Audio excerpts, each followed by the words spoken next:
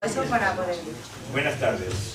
La primera cosa que quiero deciros es que para el próximo martes, día 20, ¿no es el próximo martes el 20? Pues haremos aquí un pequeño ágape para reunirnos y quitar un poquito así, darnos un... pues eso, tomar algo y comer algo, ¿eh? Como hacemos todos los años y como hacíamos en aquella Rumosa. ¿Tenemos bocadillo? Te podéis traer, si los que quieran colaborar pueden traer whisky chivas y pueden traer cosas de estas caras, los que no, pues que vengan y que coman panchitos, que es lo que va a haber para todos. Eso está claro. Unos panchitos, un poco de cerveza, y la realidad es que estaremos aquí como debe ser, o sea, plan tranquilo, porque todo el que meta bulla la cae, que se vaya a hablar. Bueno, eso por un lado. Por otro, hay algunas personas que me están poniendo, y los mandaré en una página web, de querer hacer una cena entre amigos de la agrupación. No que la agrupación prepare una cena de Navidad, sino entre amigos de la agrupación.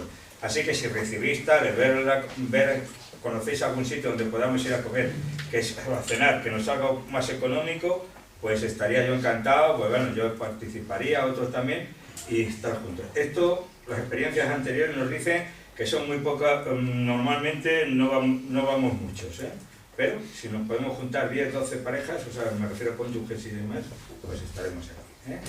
Así que, y otra cuestión más, que os lo voy a mandar. Resulta que por la parte de la distribuidora, que es la que nos manda todas las cosas, todo lo de los premios Pléyades, habrá quien no habrá recibido toda la indicación de premios Pléyades por el listado, por la base de datos, ha habido unos follones impresionantes.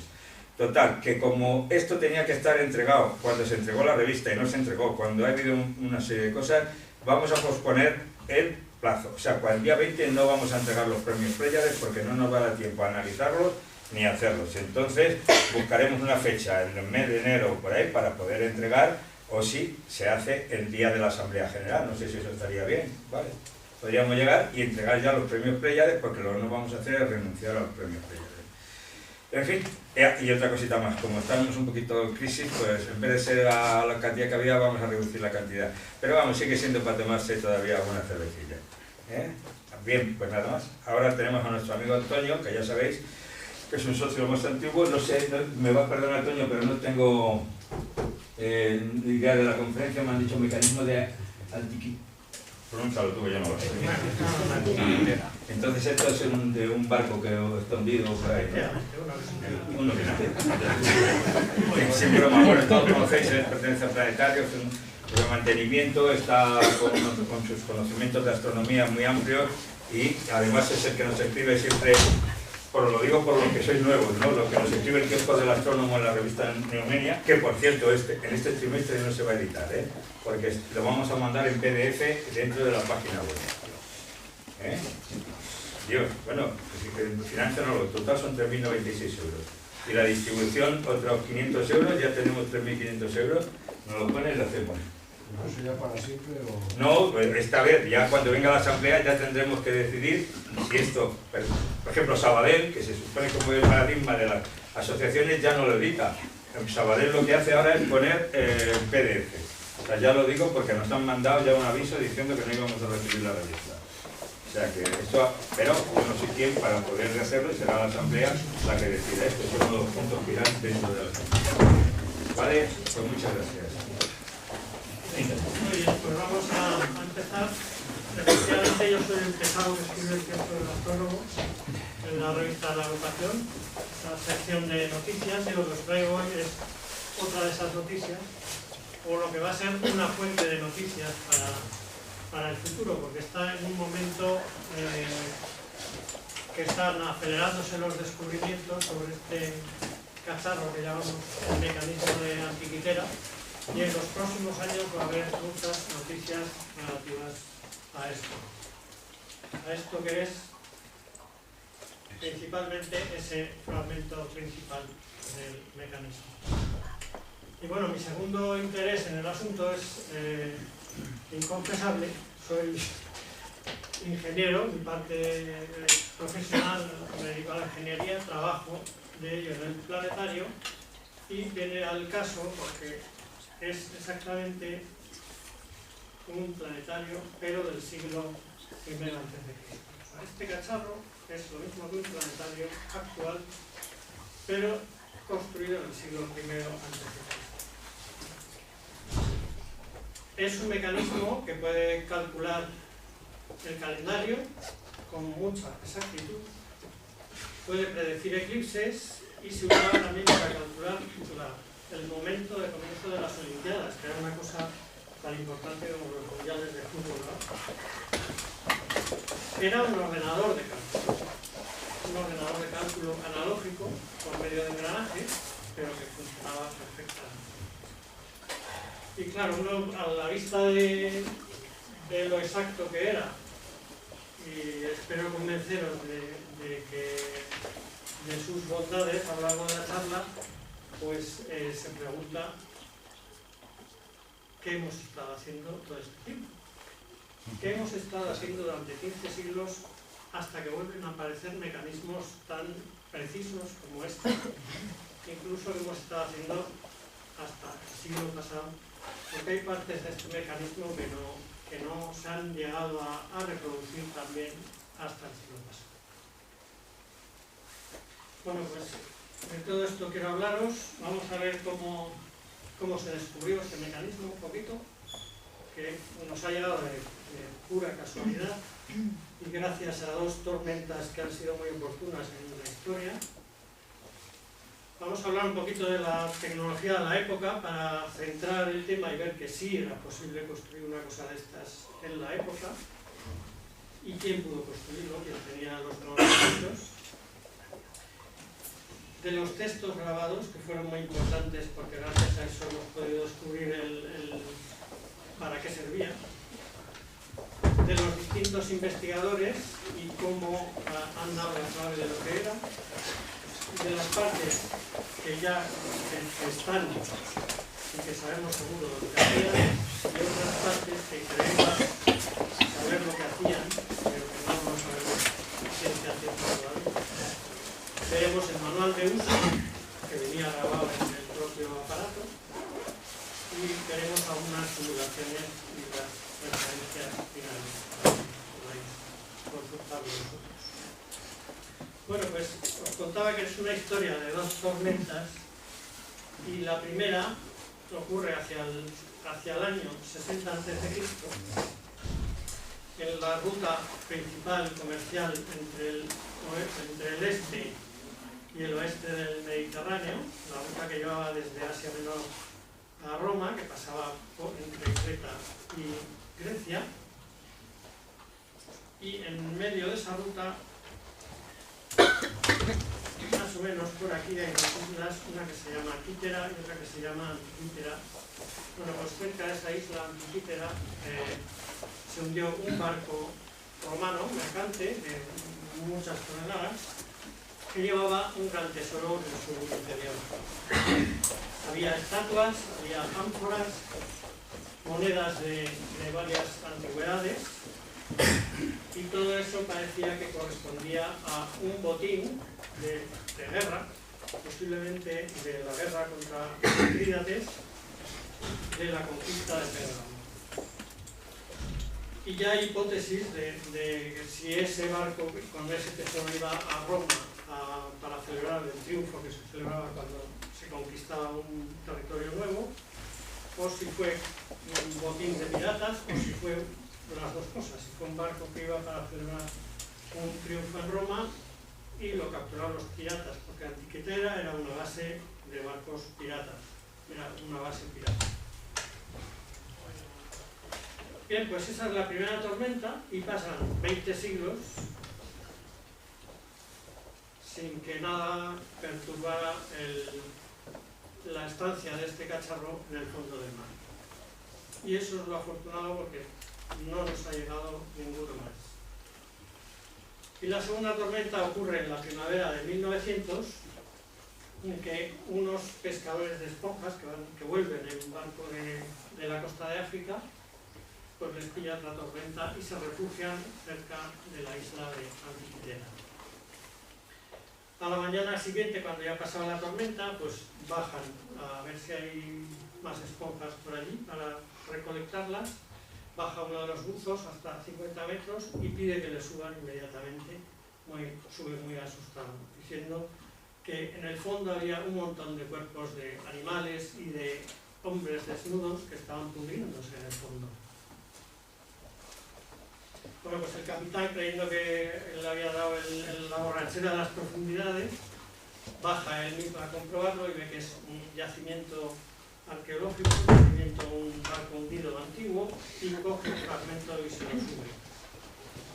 Arriba ya en superficie ven que es un brazo de bronce de una estatua, y bueno, se pone en contacto con las autoridades y al cabo de unos meses vuelven ya en otoño, financiados ya por el gobierno griego, a rescatar todas las piezas que pudieran del tesoro submarino que había. Y ese tesoro pues tiene piezas como estas que son las principales. La cabeza del filósofo, que es una escultura impresionante, y el efebo de Antiquitera, que tiene antigüedades pues ya desde el siglo XIV a.C. Tenía pues un gran número de ánforas, de vidrio, de monedas, utensilios de todo tipo que han ayudado a datar el yacimiento. Y también había un pequeño objeto que estaba muy corroído y muy incrustado de lapas de algas, que al sacarlo pensaron que era una cosa moderna. Veis esto y vamos, esto es un despertador oxidado que alguien ha tirado. Creían que había sido arrojado por la borda de un barco moderno. Pero resulta que las adherencias que tenía, calcáreas y de lapas y de cosas raras, pues eran exactamente iguales que las que tenían las estatuas y lo demás del barco. Entonces lo catalogaron por si acaso, le pusieron el número y se dedicaron a lo principal, que eran las obras de arte. Y bueno, ya todo fue al Museo de Atenas, al Museo Arqueológico de Atenas, y allí, una vez que lo limpiaron, pues vieron que realmente debía ser una cosa muy antigua, debía tener la misma antigüedad que los otros restos, incluso que las maderas del barco, las pudieron datar, que eran del 220 a.C., y que era un mecanismo muy complicado, no era una cosa obvia, sino que era un mecanismo muy complicado. De eso quedan estas piezas. El mecanismo al principio tenía una cubierta de madera, venía en una caja, pero al cabo de poco tiempo de sacarlo del mar se fue deshaciendo y no queda nada prácticamente. Y en mayo de 1902, al cabo de un tiempo de llevar el mecanismo fuera secándose un tiempo, pues la madera se abrió y dentro se empezó a secar el cúmulo de metal que había y empezó a partirse. Y al partirse vieron que había pequeños engranajes dentro, inscripciones astronómicas y un montón de letras y signos. Y entonces pues ya empezó la cosa a hacer sospechar a los investigadores. En total hay 82 piezas de bronce, del mismo bronce en todas ellas, luego habían salido de la misma pieza, de las cuales las tres principales son estas, la C, que es esta de aquí, la A y la B, y la D, que es esta y que es obviamente un engranaje, ¿no? Veis, ahí tiene sus tornillitos, sus taladros, sus dientes. Bueno, pues lo que sabemos, de lo que tenemos datos, los datos principales son que son dientes triangulares en los engranajes y que todos los dientes son iguales, tallados a 60 grados en triángulos equiláteros, que les permite hacer el engrane muy bien entre ruedas pequeñas y ruedas grandes. No es lo mejor vamos, de hecho es una aberración mecánica, pero en la época era lo que se hacía.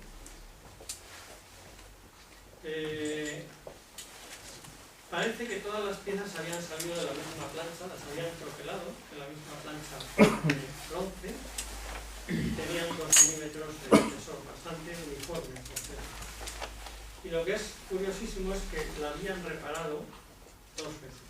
Había 2 arreglos, o sea que ya la máquina tenía unos añitos, incluso le habían soldado uno de los dientes. O sea que la cosa necesitaba herramienta fina y les chirriaba un poco a los descubridores que en aquella época hubiera herramienta tan fina, tan sutil. Por eso la primera propuesta que los arqueólogos del museo hicieron era que se trataba de un astrolabio, porque ya eran conocidos, había astrolabios en Grecia en el año 3, en el siglo III a.C. Y bueno, no planteaba demasiadas dudas.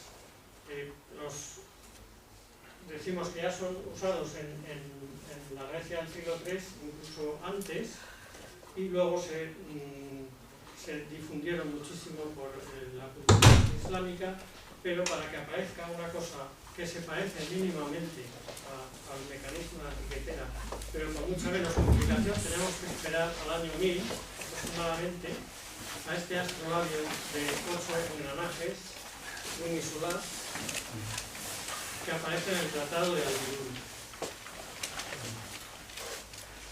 Pero había otros investigadores que ya en 1905 decían que el mecanismo era demasiado complicado para ser un astrolabio. No podía ser solo un astrolabio.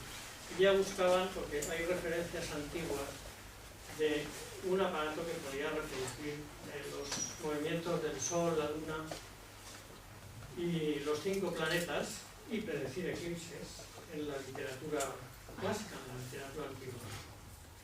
Pero claro, a los griegos solo se les atribuía grandes conocimientos matemáticos, no se les conocían conocimientos tecnológicos suficientes para esto. Se creía que tenían engranajes de madera no muy finos, vastos, para elevar cargas, para elevar anclas de barcos, pero no creían que pudieran tener la precisión para tallar estos engranajes metálicos ni para hacer trenes de engranajes complejos como este. Esto solo aparece en el Renacimiento ya otra vez. No hay casos de estos hasta el Renacimiento. Entonces, admitir que esto podía ser algo muy complicado si hubiera sido fabricado en aquella época, pues no se lo creyeron mucho y siguieron pensando que era un astrolabio. Y lo dejaron así, siguieron investigando, pero no cambiaron un poco la visión. Y así se pasó la cosa 50 años. Pero claro, vinieron las sorpresas. Y la primera sorpresa es que los engranajes sí existían. Aunque nadie sabe quién lo inventó, los engranajes, pues hay en la literatura antigua hay miles de referencias en China, en Grecia, en Siria, que mencionan los engranajes, pero que no aportan más pruebas.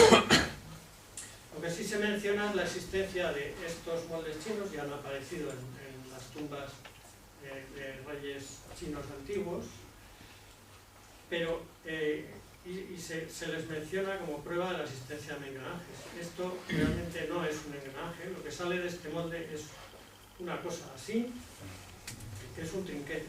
Los trinquetes sí se conocían antiguamente y servían para que si tú estás elevando una carga, pues cuando sueltas no se te caiga todo otra vez, sino que te retiene la máquina que estás empleando.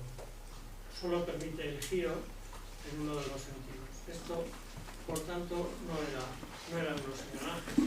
Pero posteriormente se han descubierto que sí había engranajes y muy avanzados. Y digo esto porque esta forma que veis en espiga de estos dos engranajes, estos son dos ruedas, no se ve muy bien, pero es que no hay documentación mejor.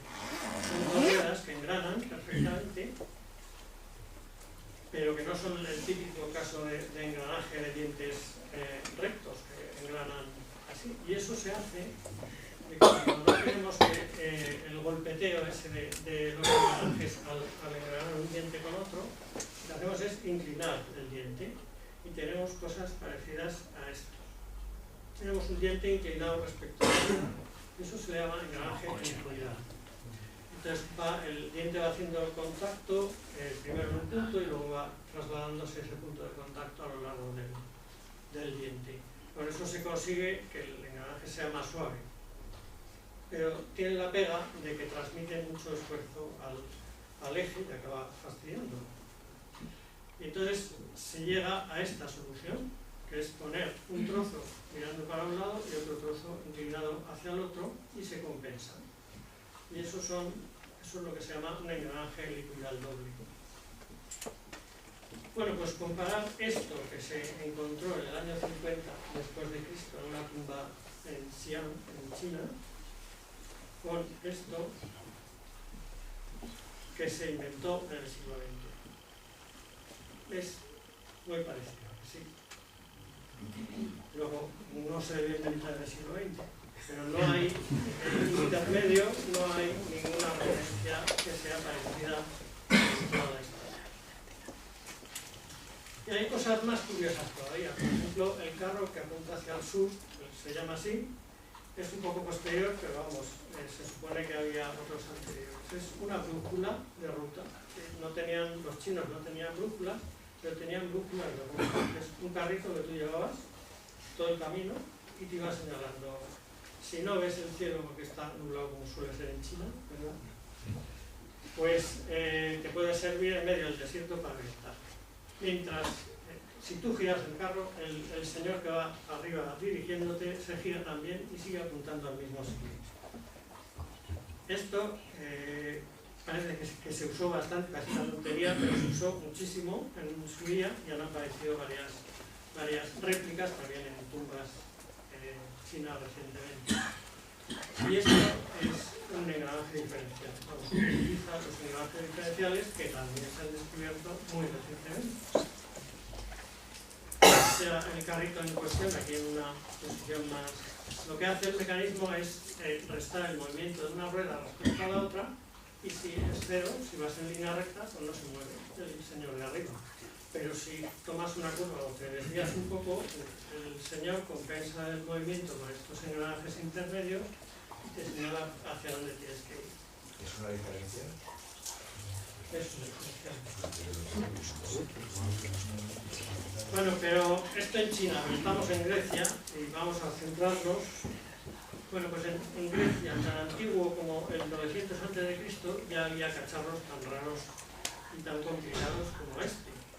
Esto es una ametralladora antigua, que era el Berserk Ballesta, que se llama políbolos de varios y bolos de lanzar, lanzamiento repetitivo. Era una catapulta de repetición, que está muy bien referenciado a lo largo de la historia y que está muy bien descrito. Entonces esto funcionaba más o menos así. Aquí tenemos una manivela, la manivela en un primer movimiento lleva esta parte hacia adelante a buscar la cuerda del arco que ya se ha disparado.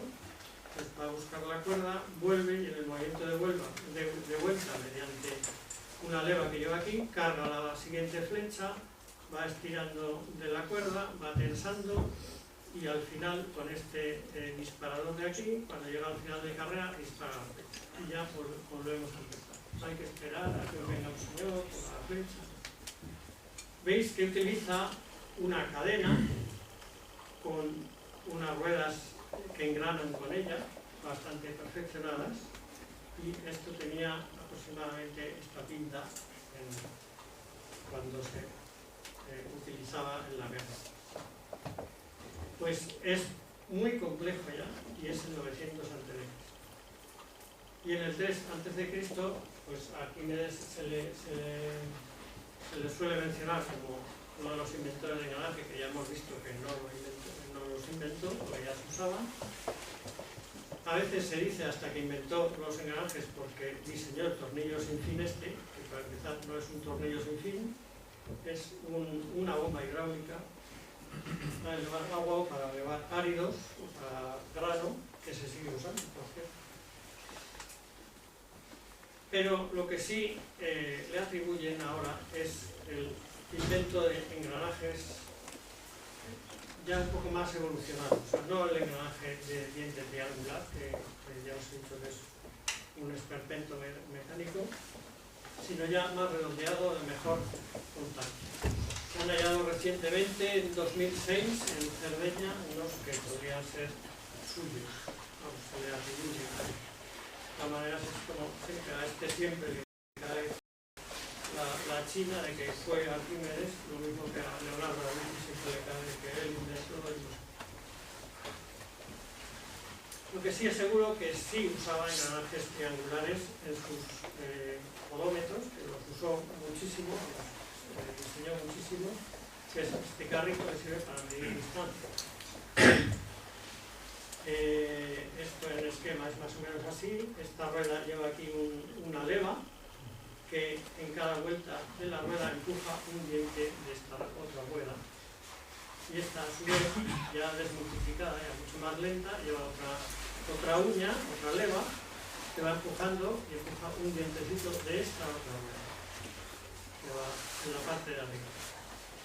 Esta rueda de arriba tenía una serie de agujeros aquí, que se llenaba de canicas o de piedritas, y aquí había un agujero en el cajón. Entonces, a cada tantas vueltas caía una piedrita en el cajón, cuando coincidían la canica y el agujero. Y al final del camino, pues mirabas tú las piedritas que tenías y sabías que había tantos kilómetros al sitio. Este otro también es la misma aplicación, pero para profundidades. Esto es un pozo, por ejemplo, aquí tendríamos el cubo y vamos a medir la profundidad. Y le damos vueltas, este engranaje engrana con este otro, este mueve la torreta de arriba y la misma historia de las canicas que caen a través del cuello del cisne al ánfora. La misma medida de profundidad. Bueno, pues ya sabemos que había engranajes suficientes como para hacer, por lo menos la técnica suficiente como para hacer el mecanismo tan complicado que hemos visto. Y vamos a intentar ver quién pudo ser el culpable.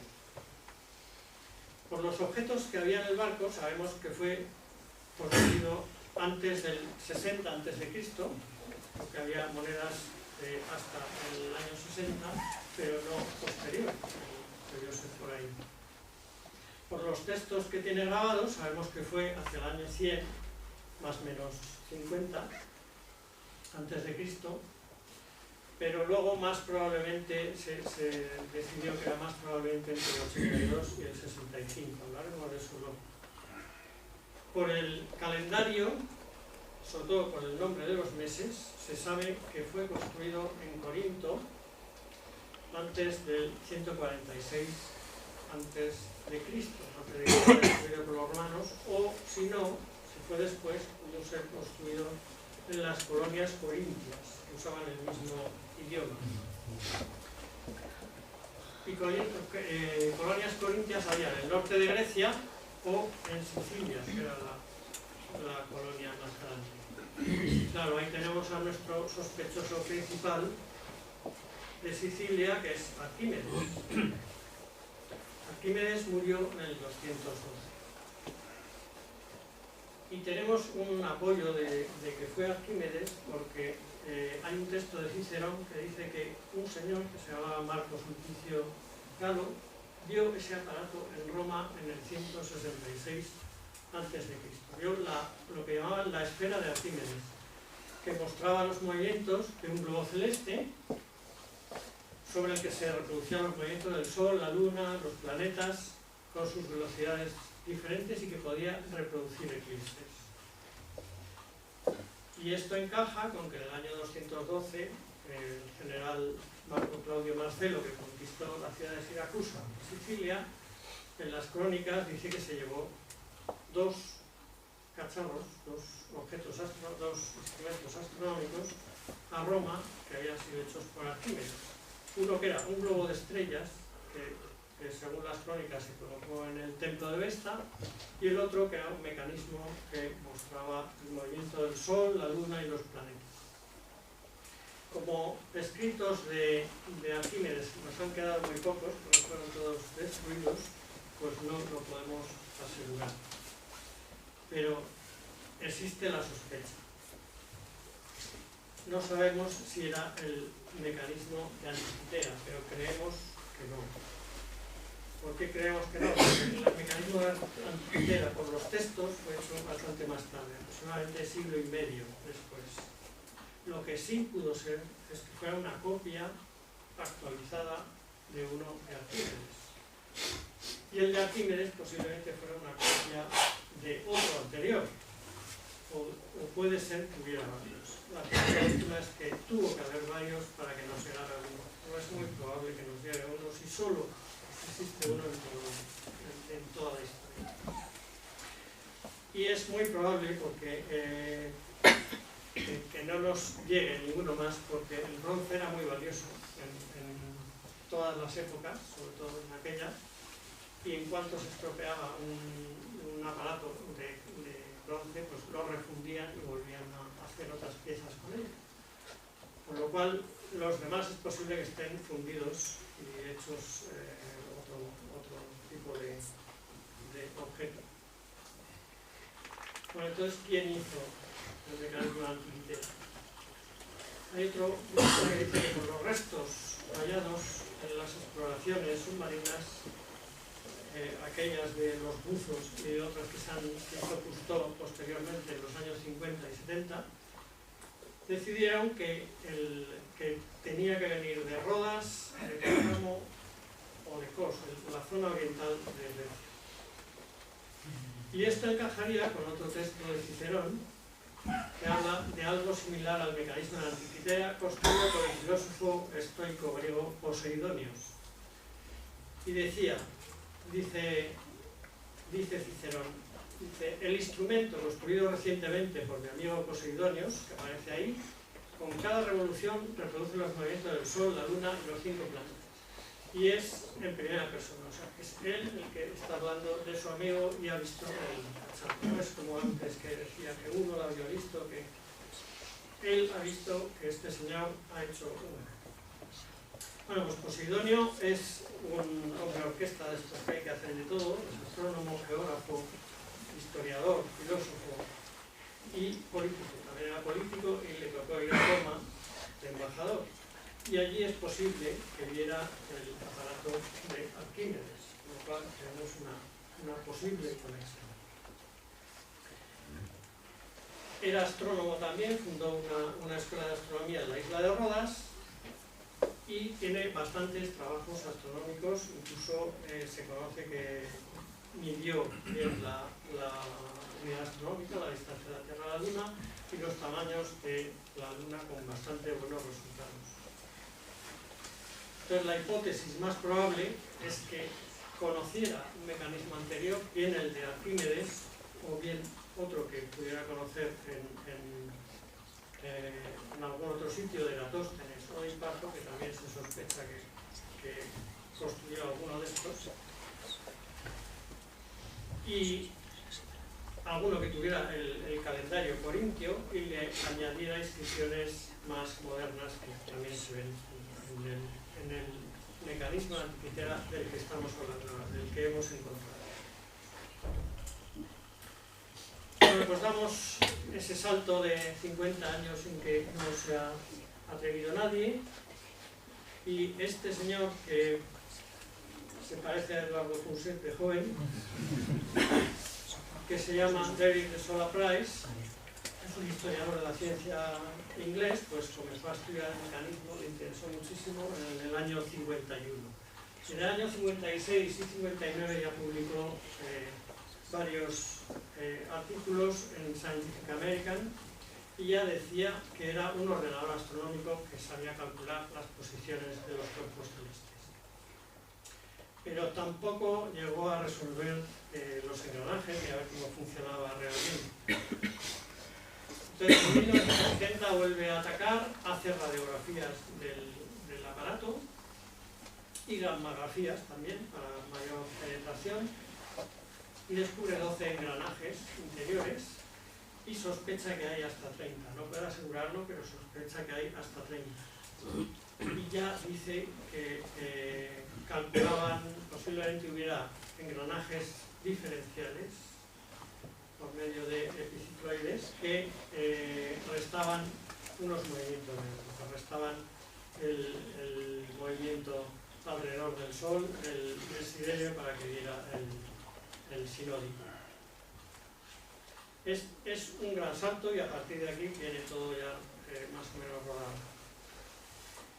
Este señor decía, yo creo que con bastante razón, que si es genuino el mecanismo de Antikythera, habrá que reevaluar toda la tecnología griega, como de hecho se está haciendo. Y su descubrimiento, dice, es tan importante como el de la tumba de Tutankamón. Bueno, lo dejamos ahí. Lo importante es que este señor construyó un modelo mecánico con un esquema que ya es definitivo. Había un dial frontal con varias agujas, ya lo explicamos luego, y dos traseros que también señalaban dos cosas distintas. Y propuso un poco este modelo que veis ahí en la mesa, los engranajes interiores son más o menos así. Este sería el dial frontal, el principal, y aquí vendrían los ejes de los diales traseros, uno para el calendario y otro para el ciclo del Saros, y toda esta cosa verde que se ve por aquí tanto es para el cálculo de las posiciones de la Luna, que son bastante complicadas. Y había una manivela, que era el accionamiento manual que le ibas dando y vas pasando de fechas para calcular las cosas. Bueno, pues lo de los diferenciales parecía que se confirmaba. Se creía que los diferenciales eran recientes, pero parece que tampoco. Lo del carro chino también era un engranaje diferencial, pero esto se descubrió hace nada, porque las tumbas chinas se han descubierto hace muy poquito. Los engranajes diferenciales sirven para sumar o restar movimientos, y los que más conocemos son los de los coches, que tienen dos ejes, uno que va a una rueda, otro que va a otra y otro que va al motor. Bueno, pues para poder permitir que una rueda gire más que otra en las curvas, pues, tiene este tipo de mecanismo que tiene la propiedad de que la suma de los movimientos de las ruedas tiene que ser el doble del movimiento de entrada, o al revés. O sea, el movimiento de entrada tiene que ser el de una rueda más el de otra dividido por dos, pero pueden ser distintos. Bueno, pues lo mismo pasa en el mecanismo de Antikythera, pero con ruedas planas. Y vamos a ver cómo es eso. Vamos a fijarnos en este cacharro que tenemos aquí. Vamos a fijarnos la rueda verde, la rueda magenta y la rueda azul. Esta escala que yo tengo aquí es para el movimiento de la rueda verde, y si le doy, pues se mueve la rueda verde. El otro no tiene movimiento. La fórmula que tiene esta construcción es que la velocidad del azul es la del verde más la magenta dividido por 2. Bueno, pues le damos y vemos que la velocidad del engranaje azul va a la mitad de la velocidad de la rueda verde. Lo vamos a esperar para no cansar al público, pero vamos a poner ahora más velocidad en la rueda magenta, vamos a igualar las velocidades. ¿Qué pasa entonces? Que son iguales velocidades, la suma de dos velocidades iguales dividido por 2 es la misma velocidad, y todo se mueve al unísono. Pero también nos sirve para restar movimientos. Si ponemos la rueda magenta justo en inversa, pues vemos que van al revés y que la rueda azul no se mueve en absoluto. Bueno, pues esto lo podemos usar y podemos decir, bueno, en el engranaje verde le vamos a dar la velocidad del movimiento sidereal lunar, en el engranaje magenta le vamos a dar el movimiento solar aparente, en el engranaje azul nos tiene que dar el movimiento sinódico lunar, o sea, las fases lunares. Y eso es lo que hicieron. Eso consiguen así cualquier relación de transmisión, cualquier relación de velocidades que no se pueden conseguir con engranajes normales, porque un engranaje tiene tantos dientes y a no ser que pongas infinitos engranajes uno detrás de otro, no puedes conseguir decimales muy exactos. Y estos lo conseguían. Bueno, pues los descubrimientos de Price resulta que llegaron en un mal momento y la gente en los años 70 no les hizo mucho caso porque abundaban en aquellos momentos los libros famosos de pseudociencia de Von Däniken y compañía, y esto parecía que era lo mismo, ¿no? Esto parecía una cosa que podían haber hecho los extraterrestres o cosas así. Era una fantasía tan gorda como la de que las pirámides la habían hecho los extraterrestres con naves espaciales. Entonces se aparcó un poco el asunto hasta que en los 80 y 90 otros investigadores empezaron con lo mismo. Bromley y Wright, que Wright es uno de los que más ha trabajado en ello, hicieron más inspecciones con rayos X, más escaneos rayos X, y bueno, publicaron una serie de artículos. Pero el estudio más serio es el del proyecto oficial de investigación del mecanismo de la antiquitera, que es oficial en griego en colaboración con muchas universidades.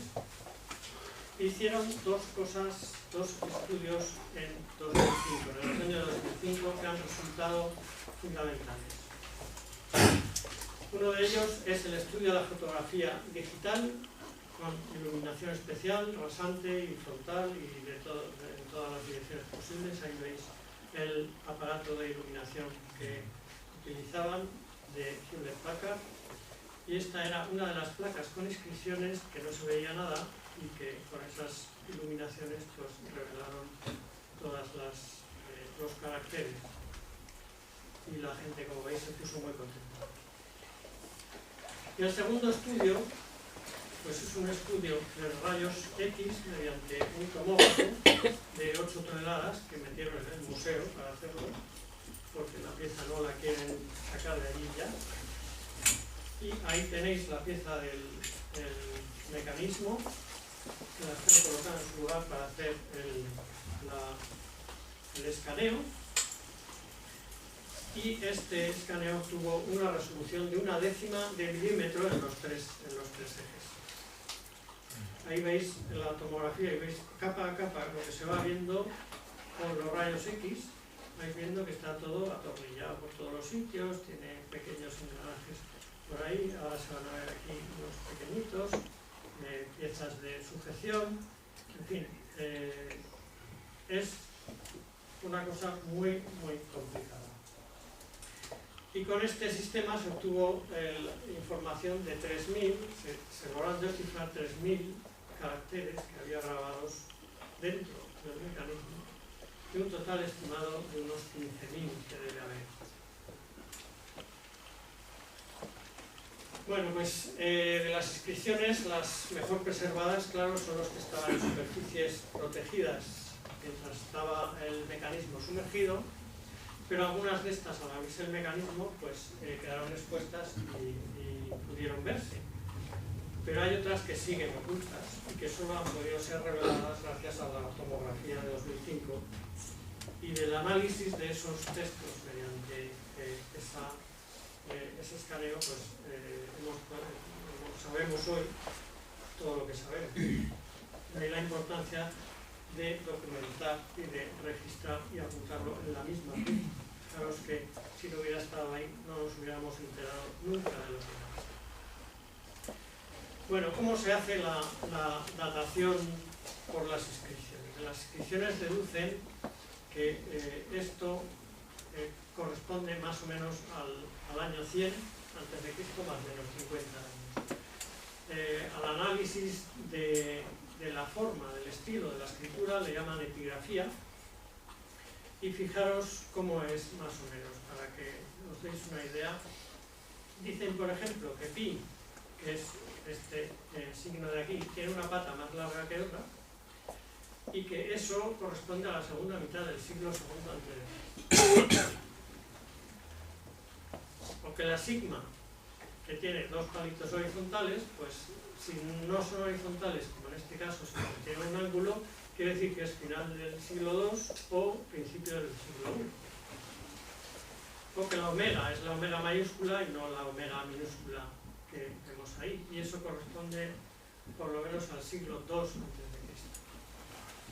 O que la teta, que aquí, tiene un palito corto en el centro o a veces un punto, y eso corresponde también al siglo II antes de Cristo. fijaros en lo que se basan esta gente. Luego parece que afinaron todavía un poco más, no sé cómo, y bueno, con un equipo multidisciplinar llegaron a detallar que correspondía la fabricación a entre los años 82 y 65 a.C.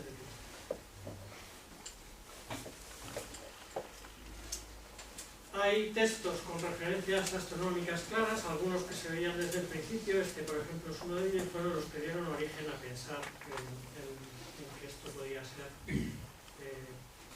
un calculador astronómico. De hecho, en esta placa, que se ve así ya bien gracias a las técnicas de iluminación rasante, es una parte del fragmento C del frontal y de las efemérides que tenía, y ahí podemos ver eso que transcrito es esto de aquí, que quiere decir Arcturus. ¿Os suena? Efectivamente. Arcturus. Porque esto era la parte que hablaba de las salidas y puestas de las estrellas y constelaciones. Justo encima está Géminis. Sí. Hay muchos, efectivamente, hay muchos casos como eso. Aquí hablaban de esta de aquí, que se refiere a la eclíptica, parece. Y la clave de todos los descubrimientos es ya lo habían visto anteriormente, porque era una cosa muy externa. Heliki quiere decir que es una hélice, pero claro, que dicen que pone hélice y no sabe de qué va. Hasta que se hizo el escaneo de 2005 y leyeron lo que continuaba en la línea. Y decía, subdivisiones 235. Esto ya es más técnico. Resulta que 235 son los meses que tiene el calendario metónico. Y coincide y explica muy bien las inscripciones que hay en el dial metónico, que es el dial trasero superior. Hay dos diales, una parte trasera, uno que viene aquí y otro que viene aquí. Y hasta ahora se creía que esto eran círculos, y gracias a esa inscripción y a lo que salió del escaneo que vemos aquí, unas inscripciones que van a ir apareciendo por ahí, ya que vieron, aquí están unas de las inscripciones, van a aparecer más por aquí, y veis que las guías ya se ven bastante mejor, y se dedujo que no eran círculos, sino que era una espiral continua que conectaba todos los círculos. Era una espiral, una hélice, que subdividían en 235 partes, o 235 meses del calendario metónico. Y la de abajo resulta que era otra hélice que subdividían en 223, que era el ciclo de Saros. Y claro, para ir marcando sobre esas hélices necesitaban unas agujas que se desplazaban y que se iban estirando a la vez. Vamos a ver en la parte de abajo. Se desplazaban, iban guiadas por esas ranuras y permitían un desplazamiento ahí, y al final del ciclo había que resetarlo manualmente y comenzar la espiral de nuevo. Ponemos otra vez. Y veis que desliza alrededor del eje y se resetea y se empieza otra vez el ciclo, una vez acabado el ciclo de Saros. Bueno, pues esto era lo que se pensaba hasta 2005, que eran unos diales redondos, unos diales circulares, y esto es lo que se cree que es el dial metónico arriba y el dial de Saros abajo. Bueno, para no entrar muy en detalle, el dial metónico es este, tiene 47 divisiones por vuelta y 5 vueltas, que nos dan los 235 meses del ciclo metónico de 19 años. Es un calendario muy complicado, que utiliza 5 días de bisiestos cada 19 años, y le salen un poco más de lo normal, le salen 365 con 26 días de promedio anual. no funcionaba excesivamente bien, por eso utilizaban un múltiplo de ese que sí encajaba mejor. Multiplicaban por 4, y si os dais cuenta, en esta ruedita de aquí, está dividido en 4 cuadrantes, y cada vuelta de la espiral completa de este ciclo avanzaba un cuadrante. Entonces cada 4 era un ciclo completo, entonces ya quitaban un día, añadían un día de cada 4 años, teniendo un año de 365,25. Es muy aproximado a lo que tenemos hoy y a lo que tenían los egipcios en la época, que lo veremos luego porque está en el dial frontal. El dial de Saros tenía 223 divisiones, que eran los meses sinódicos, y coincidía con los 142 meses draconíticos. Los sinódicos son los de las fases de la luna, los draconíticos son los de los nodos lunares, y además coincidía con 239 meses anomalísticos, que son los de los ábsides, es decir, la luna está más cerca o más lejos, está en el perigeo o está en el apogeo. Ahí coincidía todo, cada 4 vueltas de esto se volvía a repetir el mismo eclipse y podíamos empezar a volver a contar. Pero claro, sucedía el mismo eclipse, pero había 8 horas de diferencia. Sucedía en un punto distinto de la superficie terrestre, 120 grados más para allá. Luego, si cogíamos 3 ciclos, ya eran 8 horas más 8 horas más 8 horas, 24 horas, un día más. Y sucedía el eclipse en el mismo sitio, un eclipse igual en el mismo sitio de la superficie de la Tierra. Entonces tiene un multiplicador aquí que se llama excelitmos y que desde 58 años y 34 días son 3 ciclos exactos de Saros. Pues con esto y el dial frontal se podían predecir los eclipses de Sol, de Luna, y decir qué tipo de eclipse eran, cuándo iban a ser, el día, el mes, la hora y el año. El excelitmos, para dejarlo claro, vamos a comparar, por ejemplo, un eclipse de Sol de 1970 con uno de un excelitmos más tarde, que es el 2024, y 34 días más. Veis que es muy parecida a la configuración y que ocurre casi en la misma zona de la superficie de la Tierra. Esto es México, un poquito más al sur, y México un poquito más al norte.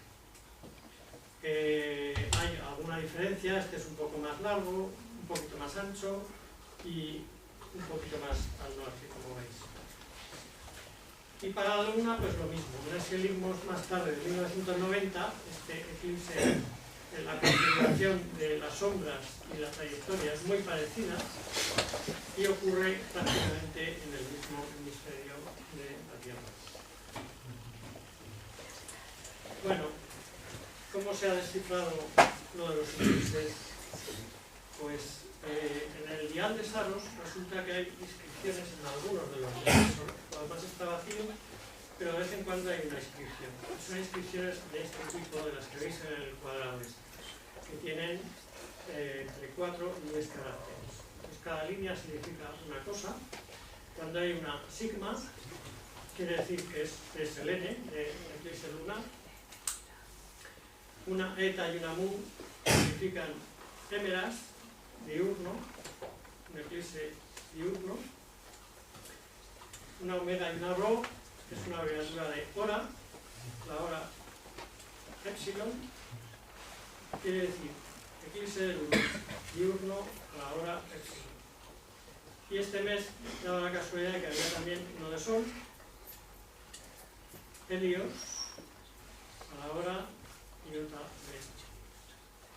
Y este último signo de aquí es un número de orden de eclipse. ¿Vale? Luego, mágicamente ha encajado todo y se sabe y coincide. Y en el otro dial, el dial mectónico, el de la parte superior, tenía los nombres de los meses del calendario y otro dial pequeñito que también tiene 4 cuadrantes y que vamos a ver ahora. Ese era el dial olímpico. Si os dais cuenta aquí, hay unos signos y una alfa, beta, gamma, delta. Es un ciclo de 4 que hemos llevado aquí y hay una serie de nombres alrededor que hemos puesto aquí. Entonces, el alfa era Istmia y Olimpia. Istmia es la zona de Corinto, el istmo de Corinto. Eran unos juegos panhelénicos, todos eran juegos panhelénicos, de los cuales los más importantes eran los de Nemea y Olimpia, y esto fijaba el calendario de los juegos. El primer año se celebraban los de Istmia en primavera y en verano los de Olimpia, los Juegos Olímpicos. El segundo año los de Nemea y los de Dónona. Los de Nemea eran en verano también. El tercero volvía a repetir Istmia, eran cada 2 años, lo mismo que Nemea. Nemea también era cada 2 años. Y el tercer año había uno en Pitia, en Delfos. Pitia es la pitonisa que vivía en Delfos, pues de ahí viene. Y eran a final de verano. Para fijar los Juegos Olímpicos, la fecha de comienzo de los Juegos Olímpicos, se calculaba la luna ya más próxima al solsticio de verano con los diales que vamos a ver luego. Y esto era el dial olímpico. A la vez que se va moviendo la aguja principal, estaba recorriendo los cuadrantes y va señalando los juegos que toca cada año. Bueno, vamos a los diales frontales. Hay 2 escalas principales, una del zodíaco, que es esta de abajo, y esta, que es la del año, la del calendario egipcio. Esta es móvil, porque hay que acomodar los días bisiestos, entonces se puede girar un poquito. Cuando hay que acomodar un bisiesto, pues la parte de abajo tiene unos agujeritos y se avanza con un pasador al agujerito siguiente. Y nos queda, este es el exterior que se va a mover, es el del calendario sótico, el calendario egipcio, que tiene 365 días organizados en 12 meses de 30 días, más 5 de clavo. 5 al final, ponían 5 para ajustar y se acababan. No se complicaban la vida como el calendario metónico. Y cada vez que había un bisiesto, pues lo corrían un día. El dial zodiacal, que estaba dividido en 12 signos de 360 grados, a 30 grados cada signo. El puntero de la posición de la luna. El simulador rotatorio de las fases de la luna, eso iba dando vueltas, iba simulando la cara de la luna que era visible. El puntero de la dirección de la posición del sol. El puntero del día del año. Y luego había una placa que explicaba pues las efemérides, lo que hemos visto, las estrellas de referencia, los horarios de salida y de puesta de sol en distintas épocas. Las Pléyades, las Híades, Vega, Arturo, que ya hemos visto, Altair y Fénix. Todo eso estaba en la placa cobertora. Hay una discusión de si había punteros diferentes que veremos en profundidad. Y este era el esquema del mecanismo. Este es el dial frontal con la luna y el sol y el año.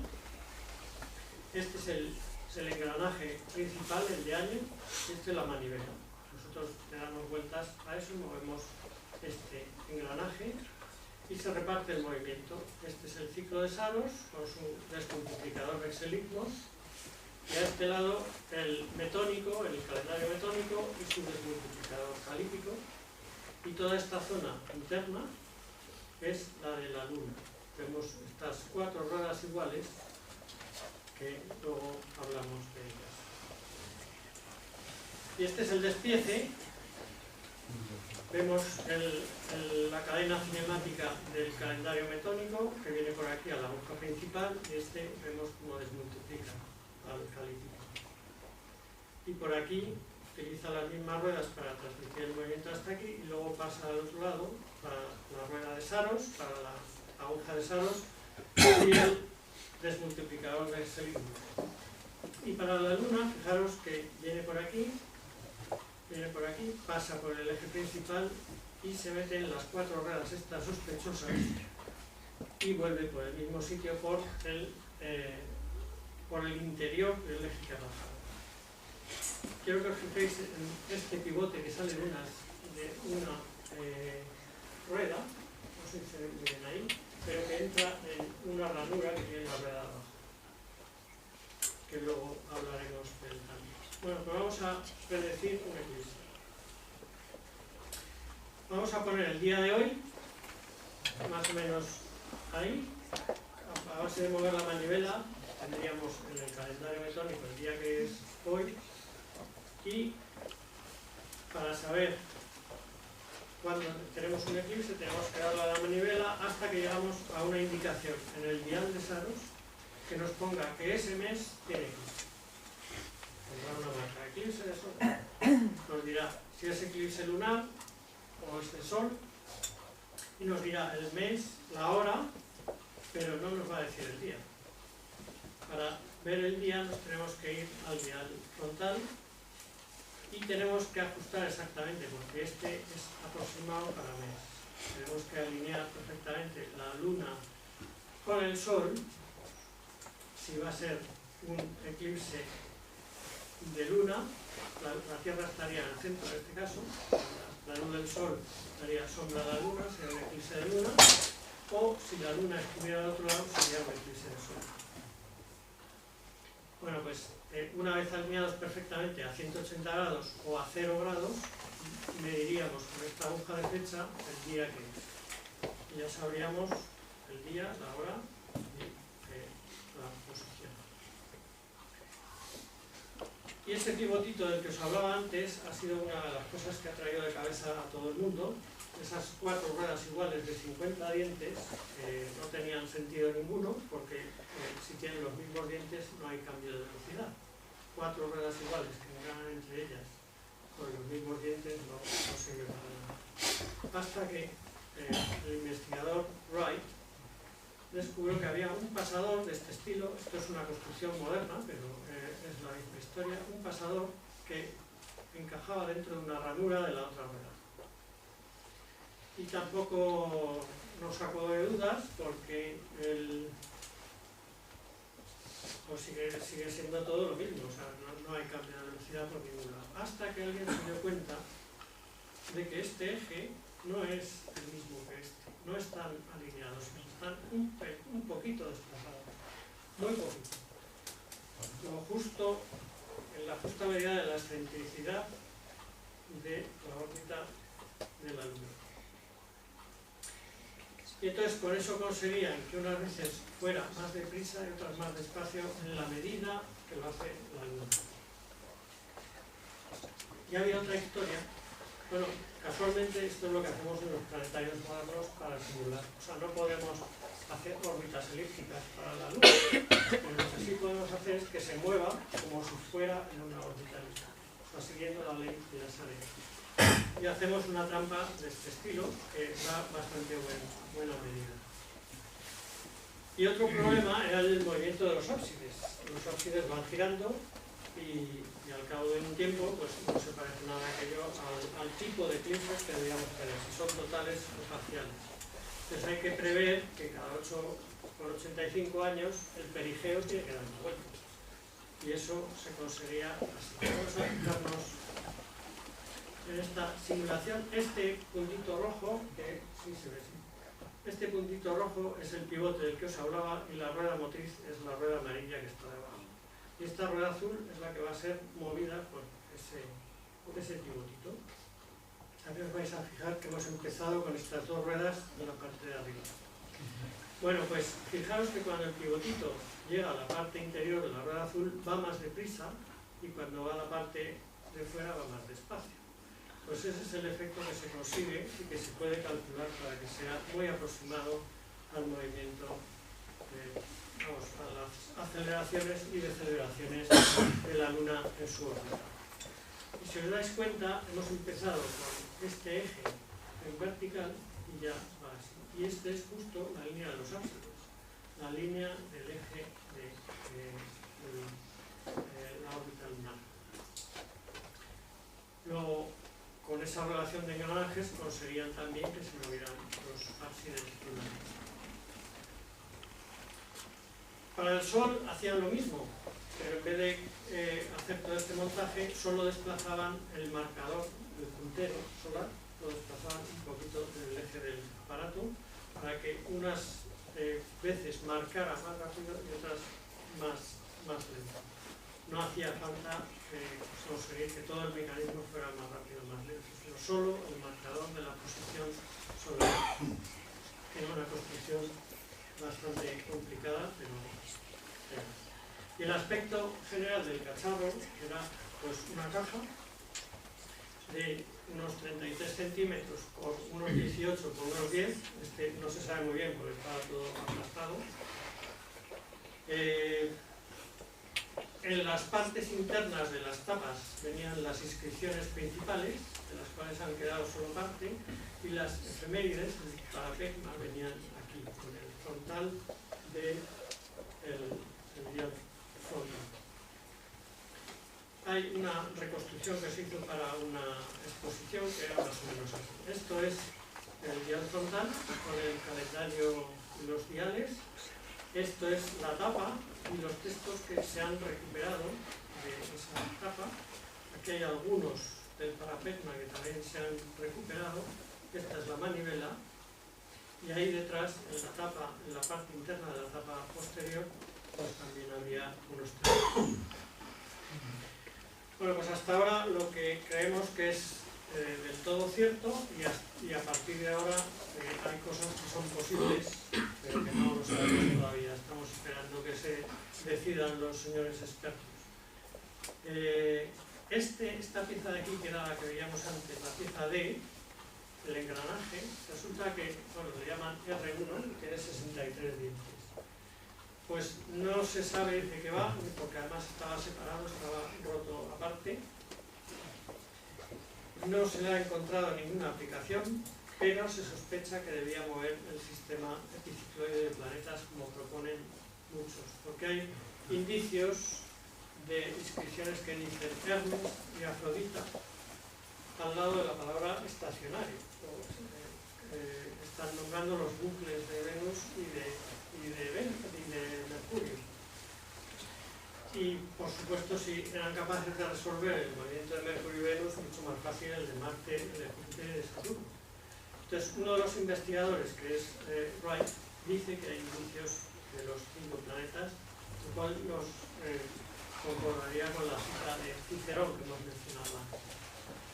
Y hay otros que dicen que también es posible que hubiera una aguja adicional en el dial frontal para la edad de la Luna. Porque la edad de la Luna la teníamos que ver en blanco o negro que pintamos, pero decidir la edad de la Luna solo por el aspecto pues no es fácil. O sea, si vemos esta Luna aquí, pues podemos decir que son 7 días y medio, o 6 días y medio, o 7. Pero si tenemos una aguja que nos marca exactamente la edad, pues lo sabremos mejor. Esta es la reconstrucción que hizo Wright del funcionamiento, que es lo mismo que la del proyecto oficial, solo que incluye los planetas. Es un sistema ya bastante más complicado, pero que no está probado todavía del todo. Este es el mecanismo, el engranaje principal, que es la rueda del Sol medio, es un año, da una vuelta en un año, nuestra manivela que tenemos ahí, y el despiece de los engranajes del calendario metódico. Esta es la plataforma de la Luna, de la anomalía lunar, los 3 engranajes que van al ciclo de Saros. Estas son las 4 ruedecitas de las que hemos hablado. Y aquí tenemos nuestro eje metónico, nuestro eje calífico y nuestro eje de los Juegos Olímpicos. Y en este lado tenemos el Saros y el Seleucus. Estas son las tapas, el metónico, el ciclo metónico y el ciclo de Saros, y las agujas que van que pueden ir deslizando. Y por dentro, hasta aquí sería común a un proyecto, a una investigación y otra, y hay parte que viene ahora que no es Venus y Mercurio, es discutible. Marte, cada planeta de estos tiene su epiciclo. Como veis, aquí Júpiter también tiene el sistema de arrastre de epiciclo para hacer los buclecitos que tienen en el cielo. Saturno también. Y el dial frontal, aquí vemos el anillo del año egipcio, que veis que se puede mover y se puede desplazar. Y los marcadores, aquí vienen todos los señaladores de todos los planetas, el día del año, el sol verdadero,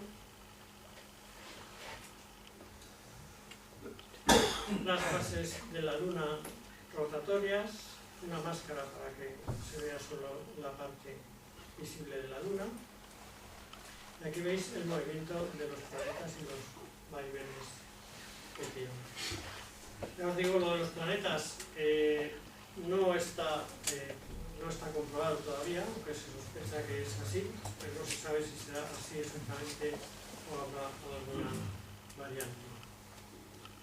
Y este hombre ponía, el investigador Wright ponía este tipo de caja, que son dos cajas distintas, una para el mecanismo frontal y otra para el mecanismo posterior, pero se piensa más bien que era una caja paralelepípedica, no tan complicada.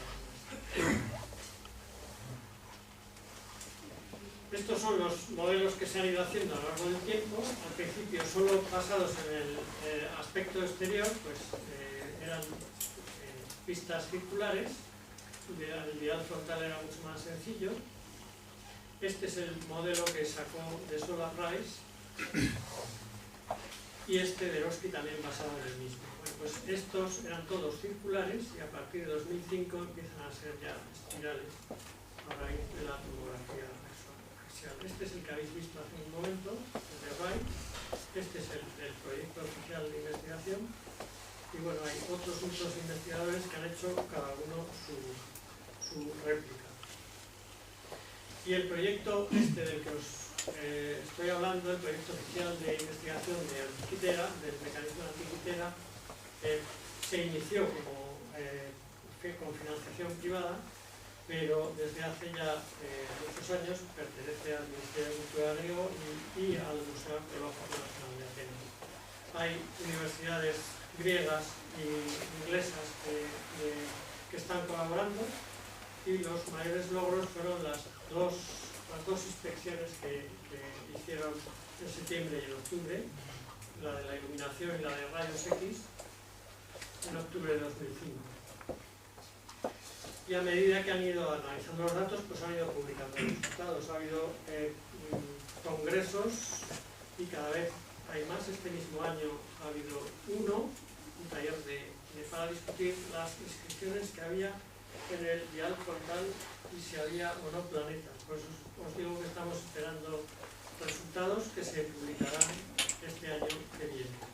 Y bueno, otro hito importante es la publicación en Scientific American en 2009 de los resultados del congreso anterior y que contiene gran parte de lo que os he contado. Y por último, como para relajarnos, pues bueno, aquí veis parte de la tomografía, veis los dientecillos que aparecen por ahí, tornillitos y los ejes cuadrados para poder hacer el arrastre. El tiempo que tiene la gente para hacer pues lo que le apetece. Aquí han reconstruido la máquina antikythera con piezas de Lego. Entonces les ha llevado un montón de tiempo, han tenido que usar 1500 piezas de Lego, 110 engranajes cuando el original tiene 30. Han tenido que complicar muchísimo para llegar a la misma solución. Pero bueno, lo han hecho y también nos aporta algo, sobre todo nos relaja un poquito de tanto rollo que se suelta. Aquí tenemos, que han dividido el ciclo de Saros a un lado, la esfera del ciclo de Saros y la del calendario, ¿no? Esta sería nuestra manivela. Entonces lo que hacen es descomponer en partes. Bueno, esta parte central es la que mueve los dos lados y la que conecta los dos lados. Y cada una de estas dos está subdividida en otras 4 partes. Y cada una hace una operación matemática. Esta primera dice que se multiplica por 47 y esta se multiplica por 5 19avos. Entonces, ¿cómo hacen los 5 19avos? Pues así. Cogen estas ruedas de aquí y esta resulta que multiplica por 5. Esta multiplica por 5 y divide por 3 y divide por 5. Y sumados en este diferencial, pues da los 5 19avos de los que hablamos. Pues va sumando operaciones matemáticas y al final resulta que funciona y que da el ciclo de eclipses. Y, por ejemplo, es capaz de predecir pues que va a haber un eclipse ese día, el 2024, el 8 de abril, a las 16:40 GMT, un eclipse solar. Eso no baja del lengua, ¿no? Y ya acabamos. Quiero agradecer a Nicolás Cádiz y a Emilio Gálvez que me han ayudado a conseguir parte que no era difícil de la documentación, y a Pedro González Alonso que me ha ayudado a prepararlo y a ver que funciona todo aquí correctamente. Y a vosotros por aguantarme.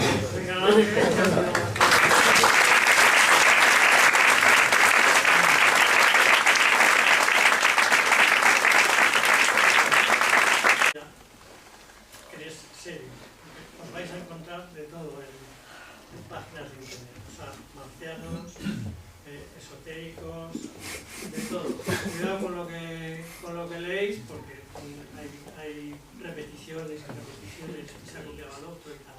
Entonces, todo lo que no es aquí en el proyecto oficial tenéis las placas, las transcripciones de las placas, tenéis todo lo que queráis ahí.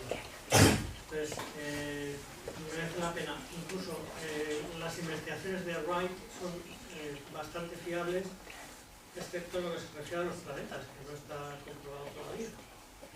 Y luego, Tony Fried ha publicado un montón de cosas en Scientific American y Nature. Es el proyecto oficial, pero publica también aparte. Y luego publica una serie de comentarios que le llama notas suplementarias, que es donde está el mogollón y donde explica punto por punto todo el mecanismo. Y pues la animación de, vamos, el vídeo este de Lego también está en la web, lo podéis ver en cualquier sitio, está en YouTube, está en todos. Y nada, pues si queréis alguna pregunta, vamos, ¿os ocurre algo? Pero es sofisticado, Un poco complicadito, ¿no? Una tecnología muy fina, porque estallar engranajes de ese tamaño, si ni siquiera para hacer una placa de bronce, de cobre, un espesor, ya es complicado, dejarla plana. Hombre, se sospecha que tuvo que ser una cosa muy financiada, muy de lujo, muy de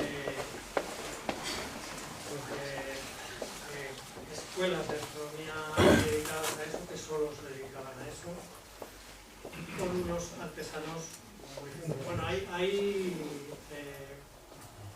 orfebrería muy fina de la época, y se supone que, bueno, que los mismos que tallaban, que hacían las piezas para joyería, podían, de hecho, en muchos casos mucho más recientes, se contrataba a joyeros para hacer astrolabios, por ejemplo, y que solo tenían las herramientas.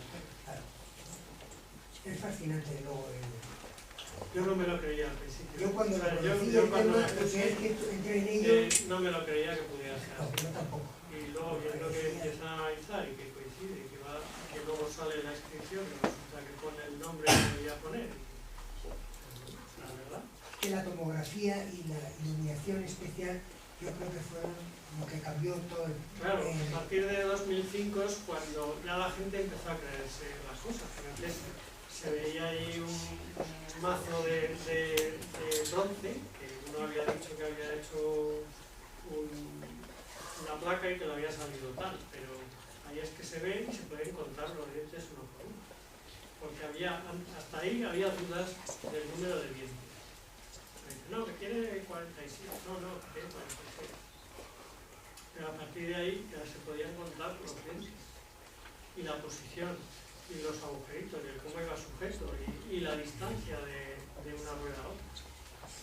Los agujeros, como todos sabemos que para cualquier mecanismo, si tenemos una desviación, es que no te va a dar una exactitud, ¿no? En un mecanismo. ¿Con qué contaban para poder hacer? Pues es que no sé. Es que esto es lo que quiero decir. Es lo que yo voy a apuntar, lo mismo que hacer un interoperativo, que parece que es ahora mismo tan fácil, pero ponte a hacerlo, ¿no? Ponte a talar un eje, vamos, un agujero para que el tornillo en el sitio exacto. Yo los restos de Tutankamón hemos visto unos pasadores, una serie de cosas que parecen hechos por torneros, además que son cónicos, que van con... Y dices, en aquellas épocas, bien, consiguen esto, ¿con qué herramientas? El hacerlo no es, o la idea no es tan mala, sino cómo lograr que llegar a herramientas poco, pero tenía mucho tiempo. Quería comentaros, yo conocí a un artesano que reproducía en una placa de latón casi de 1 centímetro, pintaba con tinta china un grabado, lo metía en ácido, y entonces el ácido se comía todo lo que no estaba protegido, ¿no? Después volví a pintar y a mí me enseñó un trabajo que decía que era una maravilla de precisión y de bien hecho, que tenía al menos 7 u 8 capas de corrosión de ácido, ¿no? Y explicaba que eso era muy antiguo, ese procedimiento de grabar y hacer ponerlos con ácido, era un procedimiento que no tenía nada que ver con esto, pero él lo databa pues muy antiguo, y la pieza que a mí me enseñó, que era pues del tamaño de 10 centímetros por 5, así apaisado, era pues un grabado de un paisaje, ¿no? Con árboles, con animales y tal, y estaba todo hecho con ácido, o sea, protegiendo unas zonas, dejando al descubierto otras, volviendo a meter, era un trabajo de precisión, pero muy bien hecho. Pues sí, claro. Toño, no se ha encontrado ningún texto que haga referencia a algo que tenga relación con todo esto. Sí, Cicerón tenía 4 autores más romanos que se sepa. Hay otras referencias que dicen que existió algo, pero no detallan cómo... Pero sin detalles, Con detalles hay Cicerón y 3 autores romanos más. Eso Y posteriores. se refiere más a Arquímedes, ¿no? Al aparato de Arquímedes. Que había una máquina que hacía todo eso. Uno le llaman la esfera de Arquímedes, pero los otros no le llaman de Arquímedes.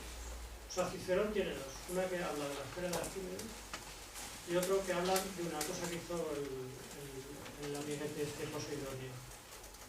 Tiene dos, en dos obras distintas.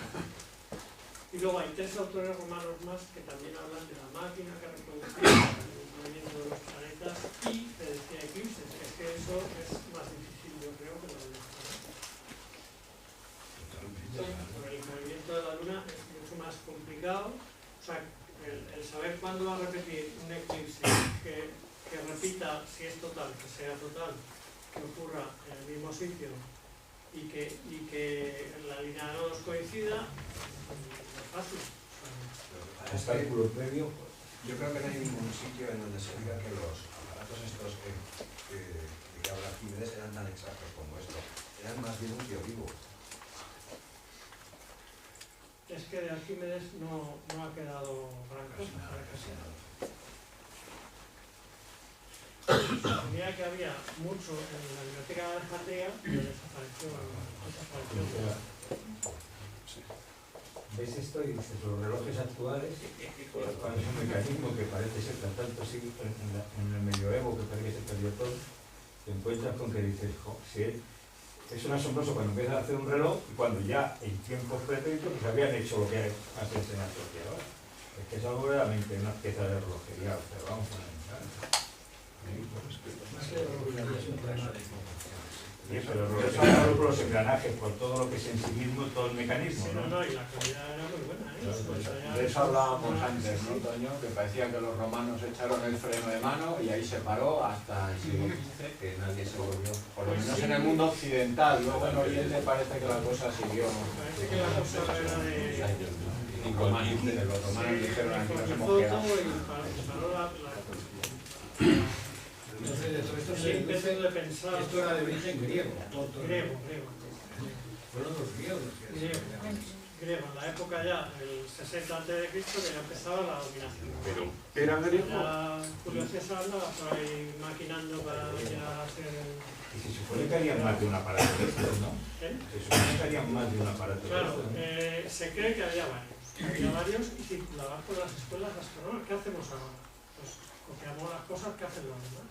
Pues lo mismo. Y esto no sería un invento de un señor solo. Esto uno inventaría que en la órbita de la Luna iba así, y dice, coño, no, pues esto lo puedo yo mejorar y además meto el movimiento del Sol.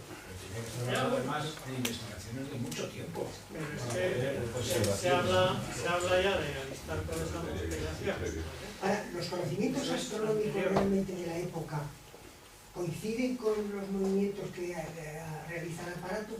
Los babilonios sabían los babilonios, muy anteriores, sabían calcular los eclipses perfectamente. Y te decían cuándo tenía que caer y qué tipo de eclipse. Que de hecho manejamos un sistema para 2 minutos y siglos. Parece que el aparato lo que, pues, una de las cosas que hace es que considera un sistema heliocéntrico del... Es que esa es otra que está en discusión. Y eso es lo que a Pero mí no he siempre me ha dicho hecho nada dudar, porque digo, no me quiero meter estamos, ahí. Que no me quiero meter ahí, pero se supone que esto implicaba Sabían que sabían... Bueno, claro, que de otra manera no podía funcionar. Claro, y es que mucho después en el conocimiento en la astronomía. Pero insisto, ya Aristarco se decía que era partidario del sistema anterior. Es fascinante porque lo mires. Pero Aristarco no Resulta construyó un mecanismo. Viendo cuánto tarda la Luna de ir de cuarto creciente a cuarto menguante y comparándolo con lo que tarda de cuarto menguante a cuarto creciente. No es un mecanismo. De hecho, los cálculos que tiene utilizando esa instancia son erróneos porque le da valores que no podían ir. Pero volviendo al caso este, bastante regulares. es que a mí lo que me extraña de Arquímedes es que construyera algo tan fino, porque cuando Arquímedes tiene frases que se han conservado que estaba mantenido por el tirano de Sicilia, y este le dijo: haz algo que valga la pena y déjate de hacer cosas que no sirven para nada. Y entonces le dedicó a hacer máquinas de guerra, que es lo que realmente hizo. Es cuando dijo toda la frase esa célebre de darme un punto de apoyo y mover el mundo. Sí, no, sí, tenía muchas... Por eso creo que... Pero hay citas que hablan de las máquinas de Sí, pero que yo no creo que fuera una cosa, o sea, hombre, no tengo ninguna otra razón para ello, que fuera algo tan sofisticado como el mecanismo de Antiquitera. Si han sido capaces de reproducirlo ahora con lo que se ha encontrado, no me da más remedio que creerse. Ya, pero es que, mira, es que además Arquímedes, además de las dos esferas que dices tú, encontró otra, que era la que tiene pintadas las constelaciones en el cielo, que procede de Eudoxo. Y entonces esa no es más que un globo pintado. O sea, la de Eudoxo, claro, los ejes que... No, eso es diferente, eso son las esferas son auténticas. Pero la que te digo yo no es más que la descripción de cómo es el cielo.